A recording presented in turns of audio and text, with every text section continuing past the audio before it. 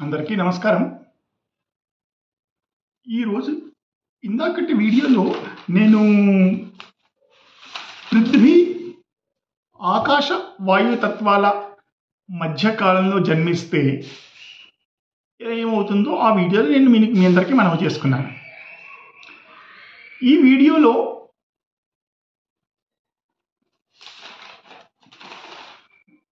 ఆరోహ అవరోహ తత్వాల సంధి కాలంలో, ఇందాక నేను మాట్లాడింది ఆకాశ వాయు తత్వాల మధ్యకాలంలో మాట్లాడింది. నేను ఇప్పుడు మాట్లాడుతున్నది ఆరోహ అవరోహ తత్వాల సంధి కాలంలో జన్మిస్తే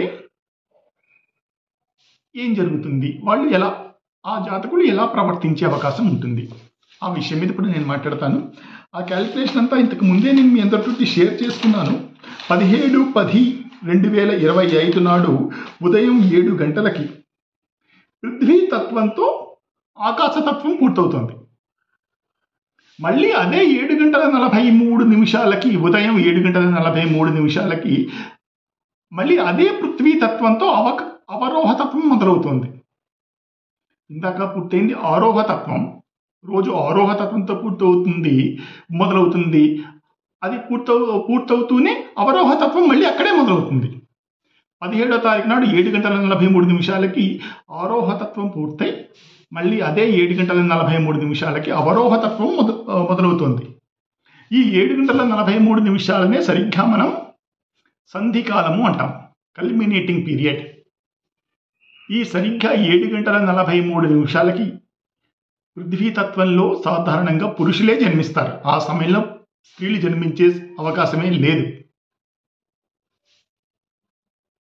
ఒకవేళ ఆ సమయంలో పురుషులే జన్మిస్తారు. కానీ ఈ సంధి కాలంలో సరిగ్గా 7:43 ఎవరైనా పురుషులు కనుక జన్మించి ఉంటే కనుక వాళ్ళ మనస్తత్వం స్త్రీల మనస్తత్వం లాగా ఉంటుంది. ఎందుకంటే ఈయన ఆరోహ తత్వంలో పృథ్వీ తత్వంలో పురుషులే జన్మిస్తారు కాబట్టి, ఆ పృథ్వీ తత్వంలో ఈ పురుషుడు జన్మించాడు కాబట్టి 7:43 ఆయన మనస్తత్వం స్త్రీలకి దగ్గరగా ఉంటుంది. ఒక ఎగ్జాంపుల్ చార్ట్ కూడా నేను మీ అందరికీ సమయం వేసి బోర్డు మీద చూపిస్తున్నాను. ఎవరికైనా ఏదైనా దీని మీద ఆసక్తి ఉంటే నా నెంబర్ కూడా స్క్రీన్ మీద ఉంది, దయచేసి నాకు ఫోన్ చేసి మాట్లాడచ్చు. అందరికీ నమస్కారం.